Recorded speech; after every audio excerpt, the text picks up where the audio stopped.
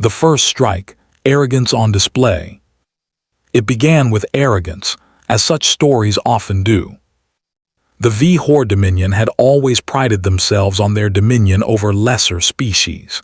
To them, humans were a curiosity, too young, too reckless, too fragile.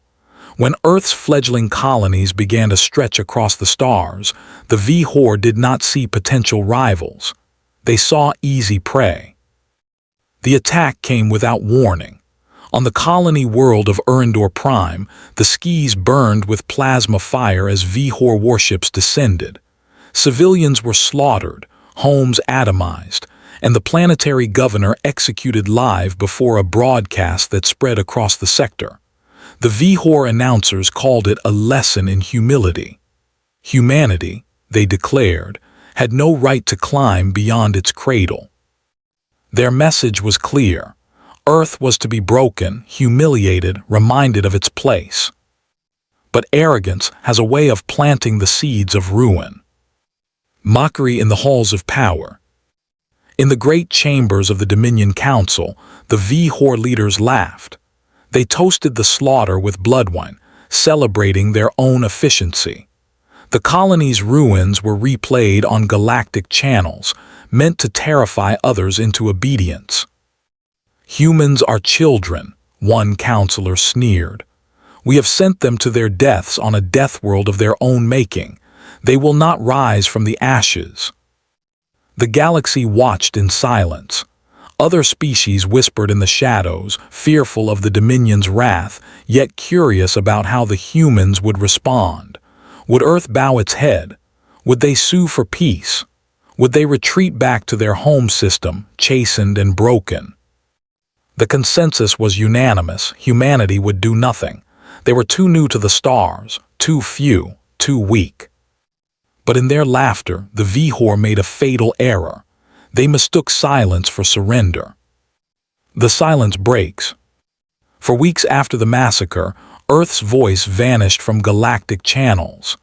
The comms that once carried human optimism, trade negotiations, and exploration reports went cold.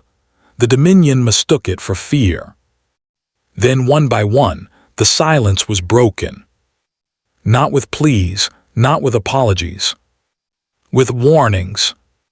Transmission beacons lit across the void, all carrying the same message, spoken in a voice that was calm, cold, and utterly devoid of mercy. This is Earth, we heard you. No threats, no bluster, only certainty, and with those words the galaxy shivered. Then came the movement. Human fleets, long hidden in dry docks and shadowed shipyards, began to rise. Dreadnoughts, once whispered as prototypes, now stretched their wings.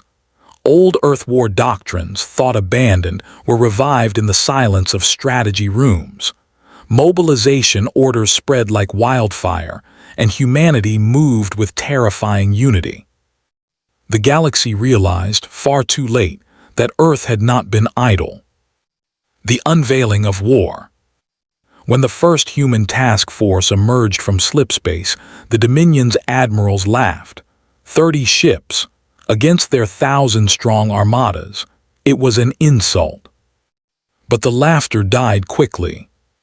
For these were not ordinary ships.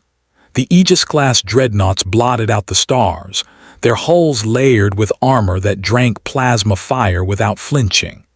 Their weapons, rail cannons the size of mountains, missile swarms that moved like living storms, tore Dominion battlecruisers apart in minutes. Entire flotillas disappeared beneath kinetic barrages that cracked shields like glass. Human warships did not fight cleanly. They fought to erase. And worse, the soldiers came. Drop pods rained from orbit like falling meteors, each carrying squads of human marines bred in the crucible of Earth's harshest trials. To the Dominion, whose soldiers had never faced real struggle, these humans were monsters. They fought in silence, their movements precise, their strikes merciless. Entire garrisons vanished in hours. The galaxy learned what the Dominion had not. Earth was a death world, and deathworlders do not break. They endure, they become stronger. The retribution unleashed. The response was not limited to one colony. Humanity's vengeance spread system by system, fleet by fleet, like a storm devouring the horizon. At Jorkal, Dominion fleets numbering 800 strong were met by only 200 human warships. The battle lasted 19 minutes. When it ended, the Dominion's fleets were burning wreckage scattered across the void, while humanity's dreadnoughts advanced untouched, rail cannons still glowing red. At Valaris Station, a fortress considered impregnable, human infiltration units breached the core reactor in less than an hour. Survivors reported only whispers and shadows before the explosion consumed the station. And at the Dominion capital itself, the skies turned black, not from V-Horde defenses but from the sheer number of human ships. They came not to negotiate, not to bargain, but to end. Cities that had mocked humanity were leveled by orbital fire. Barracks that had trained executioners were reduced to glass. The Dominion Council's chamber, once filled with laughter, became a tomb. Every strike was measured. Every blow was deliberate. Humanity's vengeance was not wild fury, it was surgical annihilation. The galaxy watches in horror.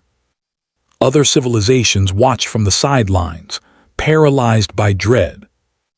They had thought humanity weak, soft, civilized to the point of fragility. Now they saw the truth.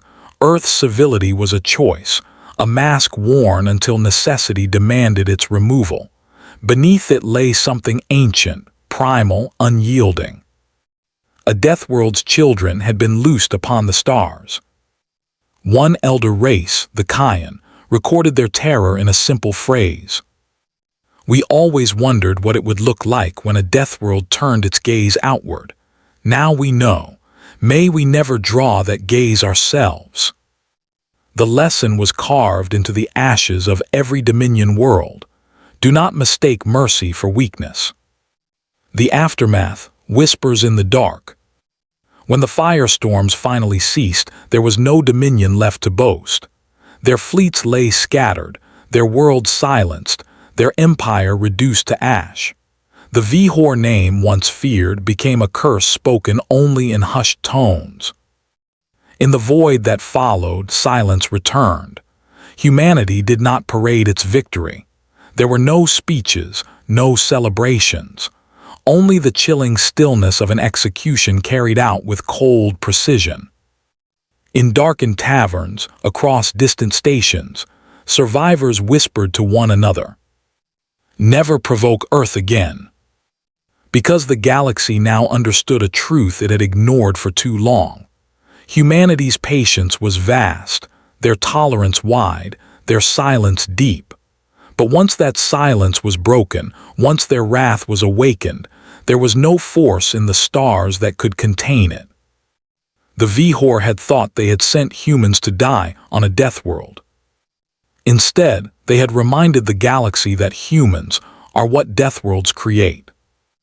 And the galaxy from that day forward lived in fear of the quiet planet called Earth, whose vengeance, once unleashed, was infinite.